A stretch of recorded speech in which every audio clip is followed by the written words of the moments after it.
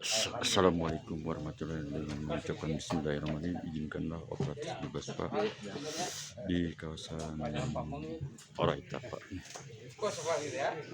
Alhamdulillah di acara ini dalam rangka silaturahmi keluarga besar RGU, alhamdulillah di hari ini. Ya. Assalamualaikum warahmatullahi wabarakatuh. Waalaikumsalam. Alhamdulillahilladzi bi ni'matihi tatimmus shalihah. Wassalatu wassalamu ala Rasulillah wa ala alihi wa ashabihi wa man tabi'ahum bi ihsanin ila yaumil liqa'illah, amma ba'du. Wasma'u wafhamu ma qala Allah ta'ala fi kitabihil karim wa huwa asdaqul qailin. A'udzu billahi minasyaitonir rajim. Bismillahirrahmanirrahim. La in syakartum la azidannakum wa la in kafartum inna adzabi lasyadid. Al-ayah. Seluruh pengurus, ketua umum beserta jajaran, ketua harian beserta jajaran, kemudian Pak sepuh bini sepuh yang hadir, anggota semua keluarga besar, alhamdulillah. Bil khusus Kang Ustaz Hendra bisa hadir pada kesempatan ini.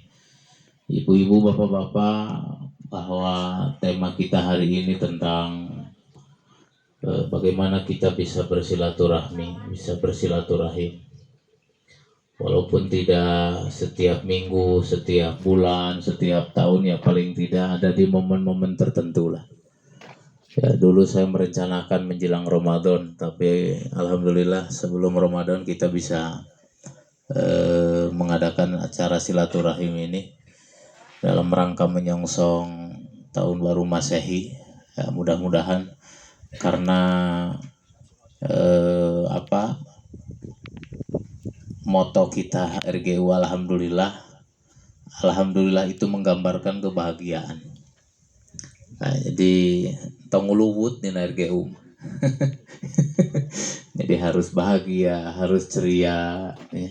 Keun seueur artos oge bahagia we tenang. Gitu.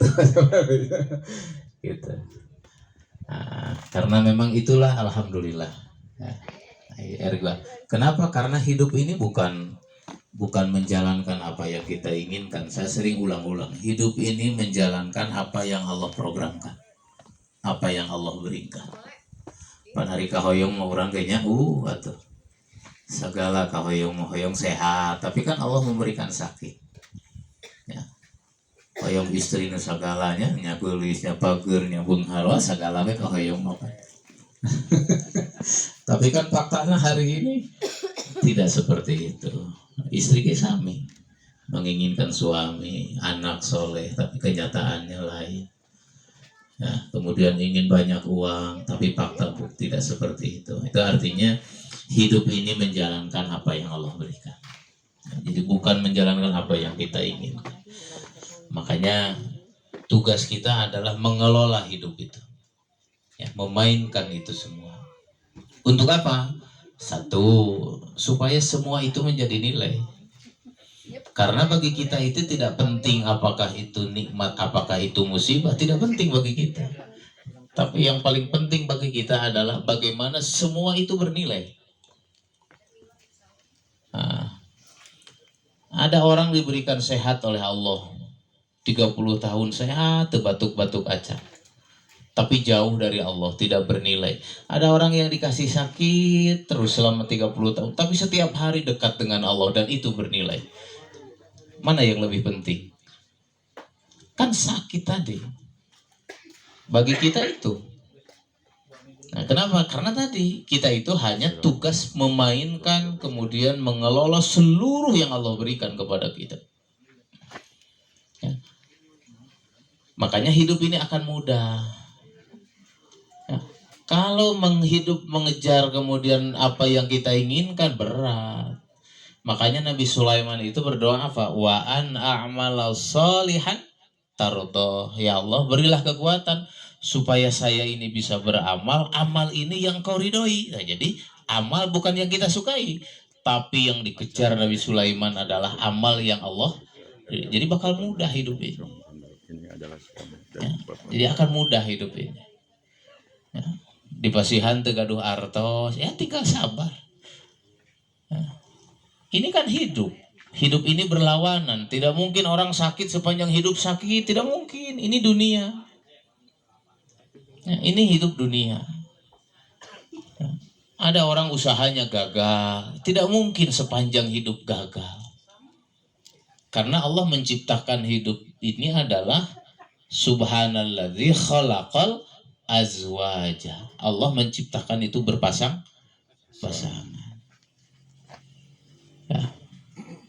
Ya Allah, saya ingin istri solehah, ternyata cerewet. Oh, naon deui? Segala galak. Ka suami teh galak luar biasa nungtut gitu. Nah, itu kan Nabi Nuh juga seperti itu. Nabi Nuh seperti itu, dikasih istri seperti itu, apa yang dilakukan Nabi Nuh? Dikelola itu semua sehingga Nabi Nuh masuk surga. Jadi dengan istri itu bagaimana? Itu jadi jembatan. Lamun sarwana coba, itu cerewet orang. Atur rugi, tidak ada yang ke surga. Tidak ada yang ke surga. Jadi itu tugas kita adalah mengelola.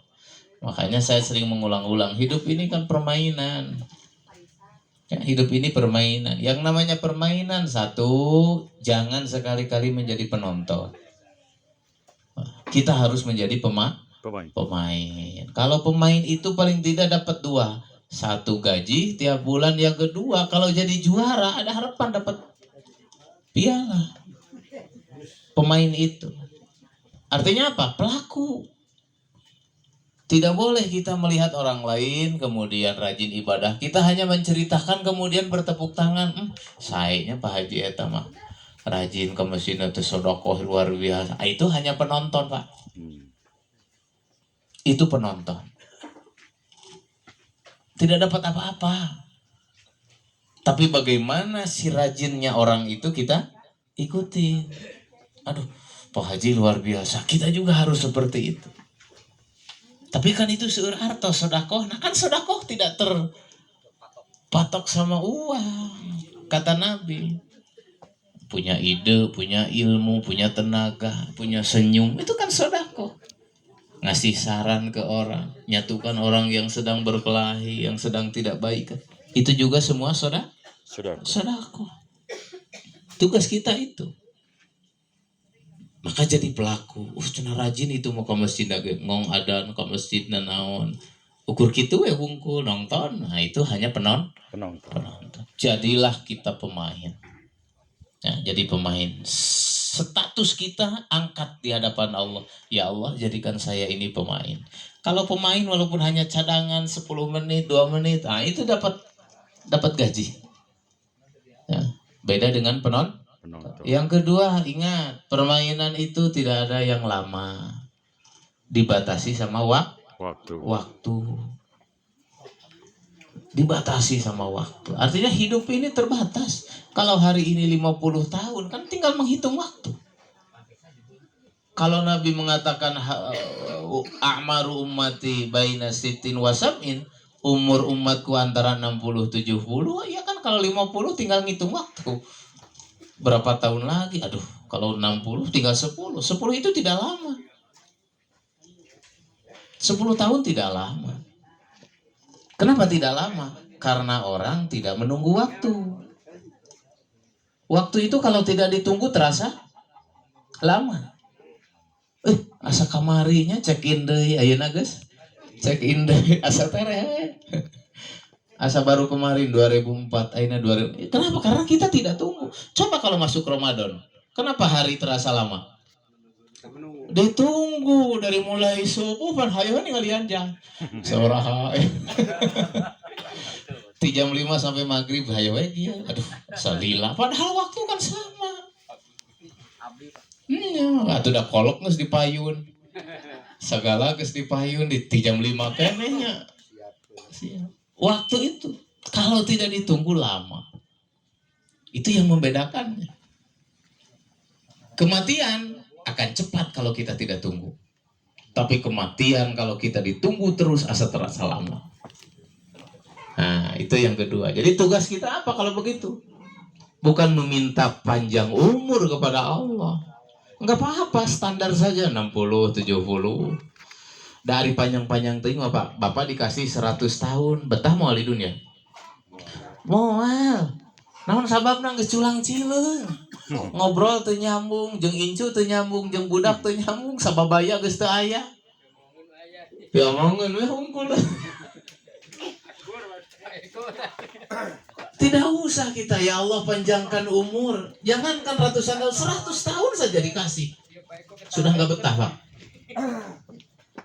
Sudah nggak betah, gigi sudah nggak enak. Mata sudah nggak enak, ngobrol geus teu nyambung. Ku batur geus teu dihijian da geus 100 tahun. Artinya yang standar saja, biarkan 60, 70, 80, nggak apa-apa. Bahkan 40, 30 nggak apa-apa. Yang penting apa? Bagaimana umur yang Allah berikan ini, tapi nanti seakan-akan bernilai panjang di hadapan Allah. Itu tugas kita. Ya Allah, abdi mah 40 tenan naon. Tapi Allah menganggap usia 40 tahun itu seakan-akan kita punya umur ratusan tahun. Itu tugas kita. Karena tidak ada yang abadi. Sampai berapa kita? 45 lah baru merasakan nikmatnya hidup. Dari 45 ke atas itu sudah mulai gigi, sudah mulai cangkeng, tuur, segala. Coba ke istri nafsu, wungkul 45. Kaluhur. Ya, Pak Ketua Harian nafsu wungkul.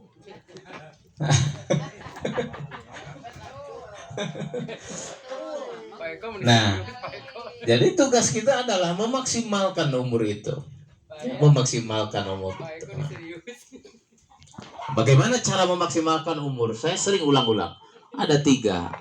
1, semua aktivitas yang kita lakukan jadikan ibadah. Duduk, WA, ngobrol, tidur, makan, jalan-jalan, jadikan ibadah itu semua. Supaya dari usia yang Allah berikan itu tidak ada yang kosong nilainya. Ya, supaya tidak ada yang kosong nilainya. Dengan cara apa? 2, hadirkan niat. Kalau tidak hadirkan niat, awali bismillah. Udah bismillahirrahmanirrahim, makan. Itu jadi hasanat, jadi nilai. Duduk bismillah, tidur bismillah, WA bismillah, telepon bismillah, minum bismillah. Itu jadi kebaikan, jadi ibadah semua. Kalau tanpa 2 ini, apapun yang Bapak lakukan, yang kita lakukan, 0. 0. Tidur 7 jam, ngadoa henteu, bismillah henteu, nganiatan henteu. Itu jadi amal dunia, tidak menjadi hasanah. Itu 1. Yang kedua, apa cara memaksimalkan umur kita? Kalau bisa, kalau ada pilihan nilai yang paling baik, maka pilihlah amal yang nilainya paling baik, paling tinggi. Saya sering mengulang-ulang.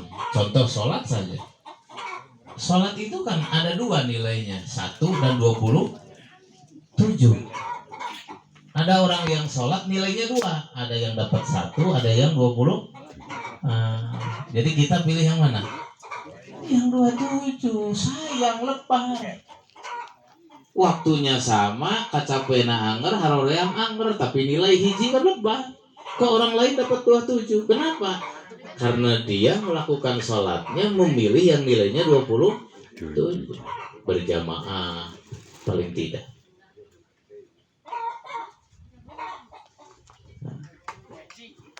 Itu diantaranya. Jadi banyak. Setiap pahala itu ada nilai. Ya, ada nilai. Kemudian yang ketiga apa? Yang dalam rangka memaksimalkan umur kita. Di antaranya adalah yang ketiga, lakukan amal yang ketika kita meninggal tidak putus. Ini yang paling penting. Karena kita meninggal masih tetap kebaikan naik. Kebaikan masuk. Umurnya 30 tahun, tapi terus seakan-akan ribuan tahun umurnya. Kenapa? Karena dia meninggalkan amal yang tidak putus. Mana yang tidak putus? Satu, sedekah. Tidak putus. Kata Nabi, Bapak melebarkan jalan nih. Ya, jalan ke rumah seseorang itu hanya 2 meter, mobil gitu masuk hese. Nah, lebarkan setengah. Nah, yang setengah ini kan jariah. Sepanjang jalan ini bermanfaat digunakan, maka nilainya terus naik. Karena kita yalqahu mansur, buku catatan kita masih terbuka sebelum kiamat itu. Pakai jalan itu transfer kebaikannya, jalan itu transfer kebaikan. Makanya begini, saya menemukan 2 riwayat di hadis itu. Ya, ini supaya kita paham. Ada orang yang meninggal nih. Ada orang meninggal. Kemudian ketika meninggal itu, dia tidak mendapatkan tiket masuk surga, artinya tidak layak. Kalau di dalam kajian tasawuf itu dia dapat langit hiji gente, artinya dia tidak layak masuk surga. Tapi seiring dengan waktu, perjalanan waktu, derajat orang itu naik terus sampai dia memposisikan di langit 10. Tiket layak dia masuk surga. Dia kaget, bertanya, ya Allah, kenapa saya bisa seperti ini? Kok nilai kebaikan saya terus bertambah? Apa kata Allah? Di antaranya adalah engkau meninggalkan amal yang tidak putus, yang kebaikannya terus mendapatkan walaupun engkau sudah meninggal. Dari mana? Dari sedekah tadi. Dari mana lagi? Meninggalkan anak soleh. Anak yang ditinggalkan soleh, setiap anak berbuat baik terus transfer kebaikannya ke kita. Tapi sebaliknya ada riwayat yang kedua. Ada orang yang ketika meninggal dia mendapatkan posisi langit 10, layak masuk surga. Tapi seiring dengan waktu turun. Langit 9, langit 8, langit 7, 6, 5, 4 terus sampai puncaknya dia tidak layak mendapatkan nilai tiket surga. Dia jadi masuk neraka. Ya Allah, kenapa saya begini? Kan saya ini bawa amal bagus. Apa kata Allah? Karena ada amal yang kau tinggalkan ini tidak baik. Meninggalkan anak tidak soleh, anak melakukan kejahatan, melakukan dosa, itu kadebit Pak terus kebaikannya. Dia pernah sedekah tapi bukan di jalan yang baik sedekahnya. Sedekahnya dia membangun tempat-tempat kemaksiatan. Resep Islam membab kemaksiatan bayar. Dia terus nulu 9, 8, 7 sampai puncaknya dia tidak mendapatkan langit satupun. Artinya amal yang tidak putus ini masih berhubungan dengan orang yang sudah meninggal. Maka bisa jadi begini, sedekah nambah kebaikan, anak mengurangi kebaikan. Jadi tergantung nanti anak ini yang kita tinggalkan. Kalau ditinggalkannya tidak soleh, ini mengerus kebaikan kita terus. Sedekah yang kita ini naik. Itu diantaranya. Jadi itu 3 cara bagaimana memaksimalkan umur kita. Ya, 1 tadi seluruh kegiatan harus dijadikan ibadah. 2, cari dari setiap ibadah itu yang nilainya paling tinggi. Yang ketiga, perbanyak amal yang tidak putus. Nah, itu. Kemudian yang ketiga, sahabat-sahabat dan keluarga besar, bahwa yang namanya permainan yang paling membahagiakan itu adalah ketika kita membuat gol. Saya sering ulang-ulang. Ya, membuat gol. Siapapun nanti yang membuat gol. Walaupun dalam persepak bola tugasnya striker, boleh nggak penjaga gawang membuat gol? Boleh. Seneng nggak yang lain? Seneng. Kalau kita ada dalam satu tim permainan, siapapun yang menggolkan kebaikan, kita dapat. Itu indahnya berjamaah. Ya, indahnya berjamaah seperti itu. Ini kita nih RGU berjamaah. Kemudian ada Sahabat kita bidang apa, misalkan bidang sosial, membantu orang sakit tuh. Bantu orang sakit, bawa pakai ambulan sampai ke rumah sakit. Kebaikan bukan? Kita dapat nggak pahalanya?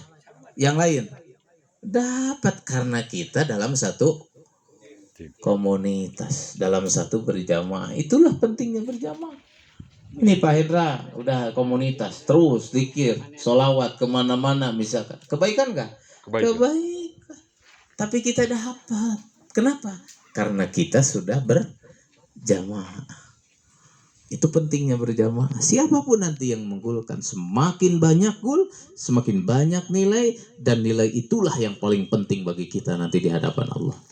Faman sakulat mawazinuhu faulaika humul muflihun.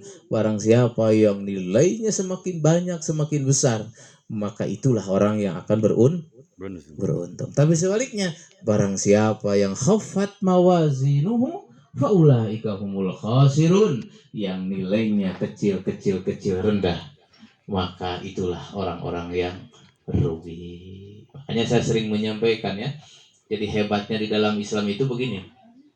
Kalau kita melakukan satu kebaikan itu kan dikali 10. Kalau kita melakukan satu kejahatan itu hanya dicatat 1. Jadi satu kebaikan nilainya 10, satu kali kejahatan nilainya 1. Jadi kita masih punya berapa sisa? 9. Jadi saya sering berpikir begini, alangkah yang perlu berpertanyakan, kalau nanti ada orang di akhirat timbangannya kecil. Saya sering berpikir, naon wae gawena di dunia. Coba naon gawena. Padahal satu kebaikan 10, satu kejahatan 1. Ai pasti ditimbang loba keneh. Kejahatan naon gawena. Kejahatan ngeberi kuaet Padahal sare wae. Ya, nah itu saja. Itu pertanyaan. Padahal begitu hebat di dalam Islam. Islam ini begitu hebat. Allah kasih satu kali kebaikan 10, bahkan sampai berlipat-lipat. Satu kali kejahatan hanya 1. Jadi lamun nanti timbangannya kejahatannya lebih besar, gawe nah berarti setan di dunia tuh patut dipertanyakan. Nah, kita jangan seperti itu. Ini dalam rangka menyongsong tahun 2025 ya. Itu saja Ibu Bapak yang saya sebetulnya disampaikan. Selanjutnya nanti ada Kang Hendra, silahkan doa bersama ya menyongsong tahun baru ini. Silahkan. Saya kebetulan sebentar ini ada acara dulu, mau ke bawah sebentar. Ada acara, silahkanlah, jangan dianggap apa ini, jangan dianggap rumah orang lain Pak ya. Anggaplah rumah yayasan. Nanti makan silahkan, semuanya makan saja ya, karena ini kambing kan. Silahkan, ada gulai, ada oseng segala macam, habiskan. Nanti saya naik lagi sebentar. Ini ada yang syukuran juga sebentar. Mudah-mudahan itu saja. Terima kasih kepada semuanya. Mohon maaf atas kekurangannya. Dan selanjutnya saya persilakan kepada Kang Hendra. Wabillahi taufiq wal hidayah. Wassalamualaikum warahmatullahi wabarakatuh. Waalaikumsalam warahmatullahi wabarakatuh. RGU Allah.